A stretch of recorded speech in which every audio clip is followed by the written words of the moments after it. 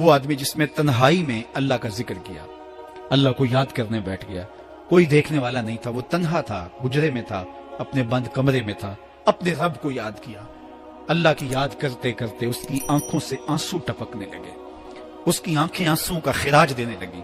تو میرے اور آپ کے آقا و مولا نے فرمایا کہ یہ آنسو اتنے قیمتی ہیں، ان آنسو کے بدلے میں قیامت کے دن اسے عرش الہی کا سایہ نصیب ہوگا، عرش الہی کا سایہ اسے نصیب ہوگا ان آنسو کے بدلے میں۔ رومی علیہ رحمہ فرماتے ہیں جہاں پانی گرتا ہے وہاں سبزہ اگتا ہے، جہاں آنسو گرتے ہیں وہاں رحمت اترتی ہے۔ تو اس لیے جو اللہ کی یاد میں رونے کا لطف ہے اور اللہ کی یاد میں آنسو بہانے کا اجر اور صلہ رکھا گیا ہے، یہ گناہوں کو دھو ڈالتا ہے، یہ اندر کی صفائی اور ستھرائی کا سبب اور ذریعہ ہے۔ میرے اور آپ کے آقا و مولا نے فرمایا راتوں کی تنہائیوں میں اٹھ کے قرآن پڑھا کرو اور قرآن پڑھتے ہوئے رویا کرو۔ پھر فرمایا فَإِلَّمْ تَبْكُوا فَتَبَاكُوا، اگر رونا نہ آئے تو رونے کی کوشش کیا کرو۔ حضرت داتا گنج بخش علی حجویری سے ایک مرید نے کہا حضرت اگر رونے کی کوشش کریں پھر بھی رونا نہ آئے، فرمایا پھر اپنے مقدر پہ رویا کرو، تم اتنے سنگ دل ہو گئے ہو کہ تمہاری آنکھیں آنسوں کا خراج نہیں دیتی۔ جو رونا نہیں جانتا وہ اللہ کی رحمتوں کو اور اللہ کی کرم نوازیوں کو کیسے سمیٹ پائے گا؟ بچہ روتا ہے تو ماں دودھ دیتی ہے، جب بندہ اللہ کی حضور الہاؤ زاری کرتا ہے، عجز کرتا ہے، انکساری کرتا ہے تو اللہ کی رحمتوں کو جوش آتا ہے اور اللہ تعالیٰ کی رحمتیں اس پہ برستی ہیں اور اس کے نہ صرف گناہ معاف ہوتے ہیں بلکہ اللہ تعالیٰ اس کے گناہوں کو بدل کے نیکیوں میں تبدیل کر دیتا ہے۔ ایک فقیر تھا، ملنگ درویش، اللہ کا بندہ، اس کی عادت یہ تھی کہ اپنے ڈیرے پہ آنے والوں کو کھلاتا، ان کو پلاتا، ان کی ضروریات کا خیال رکھتا، لیکن ان کو مالی آسودگیاں نہیں تھی۔ ہوتا یہ تھا کہ بعض اوقات لوگ آتے تو ادھار لے کر کے وہ لوگوں کو کھلا دیتا۔ خیر چونکہ فقیر کا مزاج یہ ہوتا ہے کہ لوگ آئیں اس کے ڈیرے سے کھائیں، بابا بلے شاہ نے بھی کہا تھا نا اٹ کھڑک کے دکڑ بجے تتا ہوئے چلا، آن فقیر کھا کھا جاون راضی ہوئے بلا۔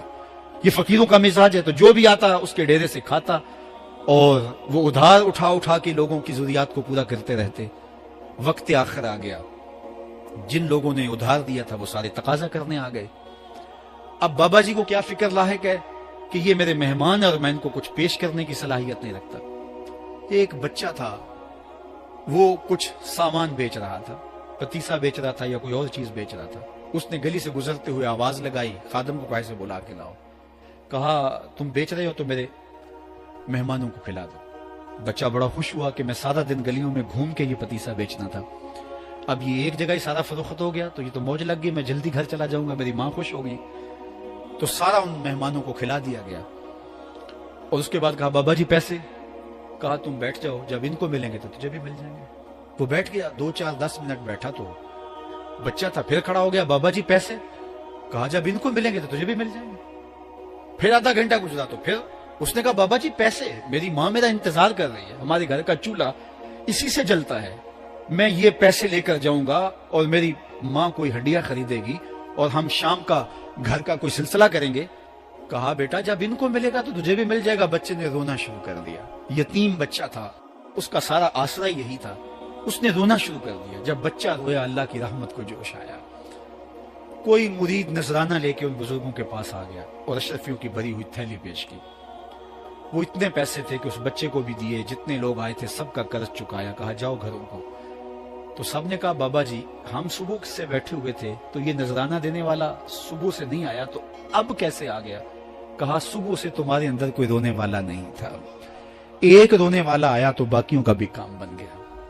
بعض اوقات کسی ایک شخص کی وجہ سے باقیوں کی خطائیں بھی معاف ہوتی ہیں۔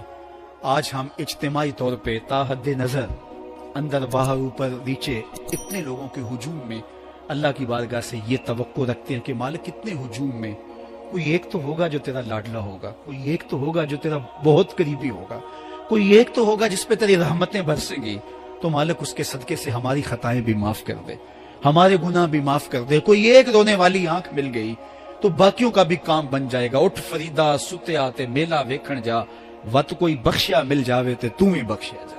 میرے مالک ہم سب کی خطائیں معاف کر دے، ہم سب سے درگزر فرما اور ہم سب کے باطن کو ستھرائیاں دے دے، ہمارے اندر کو پاکیزگیاں دے دے۔ بہت وقت میں نے اور آپ نے صاحب گزار لیا، تیزی کے ساتھ زندگی بیت رہی ہے۔ میں اگر اپنے آپ کو دیکھوں تو میری زندگی کتنی بہاریں کاٹ چکی ہے، اگر آپ اپنے آپ کو دیکھیں، کوئی 60 سال، کوئی 20 سال، کوئی 25 سال، زندگی تیزی کے ساتھ گزر رہی ہے. بندہ جب سوچتا ہے کہ میں 40 سال کا ہو گیا ہوں تو آگے میری زندگی کے اگر 30 سال بھی ہیں تو 30 سال تو کافی ہیں، لیکن وہ پیچھے اگر پلٹ کے دیکھے تو 40 سال یوں گزر گئے جس طرح چٹکی بجائی جاتی ہے. جب چٹکی بجانے کے وقت میں 40 سال گزر گئے محسوس ہوتے ہیں، تو جو باقی 30 سال اگر ہوئے بھی، وہ تو گمان ہے میرا، وہ تو گمان ہے آپ کا، ہمیں تو ایک سانس کا بھی نہیں پتا. پوچھا گیا زندگی اور موت کے بارے میں کیا خیال ہے؟ کہا فجر پڑی ہے، پتہ نہیں ظہر پڑھ سکیں گے یا کہ نہیں. کہا اتنی لمبی امیدیں لگائے بیٹھے ہو، کہا ظہر پڑی ہے، پتہ نہیں عصر پڑھنے کا موقع نصیب ہوتا ہے کہ نہیں. کہا یہ بھی طول عمل ہے. ایک بولا عصر پڑی ہے، پتہ نہیں مغرب پڑھ سکیں گے یا کہ نہیں. کسی نے کہا ایک رکعت پڑی ہے، پتہ نہیں دوسری رکعت بھی پڑھنا نصیب ہوتی ہے یا نہیں. کہا یہ سب تمہارے منہوں کی باتیں ہیں، میں تو کہتا ہوں ایک طرف سلام پھیرا ہے، پتہ نہیں دوسری طرف سلام بھی پھیر سکیں گے یا کہ نہیں. کیا موت اتنی قریب نہیں ہے؟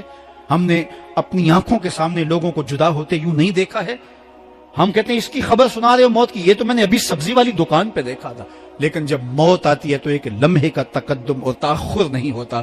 تو صاحب آئیے اپنی زندگی کو اللہ اور اس کے رسول کی راہوں پہ ڈالیں. آج وقت ہے، آج موقع ہے، آج توبہ کا دروازہ کھلا ہے. کل سب کچھ نہیں ہوگا. آج اس کی رحمتیں آواز دے رہی ہیں. آج وقت ہے، وقت پر کافی ہے. ایک قطرہ بھی آب خوش ہنگام کا، جل گیا جب کھیت برسا می تو پھر کس کام کا. اب آئیے سنیے، اس کائنات کے اندر ہمیں وہ خواتین ملیں گی جو پردے کے پیچھے تھی، لیکن پردے کے سامنے ماں نہیں آئی، عبد القادر جیلانی آئے. ماں پردے کے پیچھے تھی، پردے کے سامنے فرید الدین گنج شکر آئے. ماں پردے کے پیچھے تھی، مہر ماں نے بھی آنچل نہیں دیکھا، لیکن پردے کے سامنے کربلا میں حسین ابن علی آئے. تو یہ پردے کے سامنے آئے، وہ پردے کے پیچھے تھی. تو جب مائیں پردے کے پیچھے ہوں تو پھر بیٹے جو ہیں وہ پردے کے سامنے آ کے وہ نقش ثبت کرتے ہیں کہ جو لوگوں کے زندگی کے نقوش کو جو ہے وہ اجال دیتے ہیں اور تقدیر بدل دیتے ہیں. تو اس لیے ماؤں کی ذمہ داریاں گھر سنبھالنا ہے،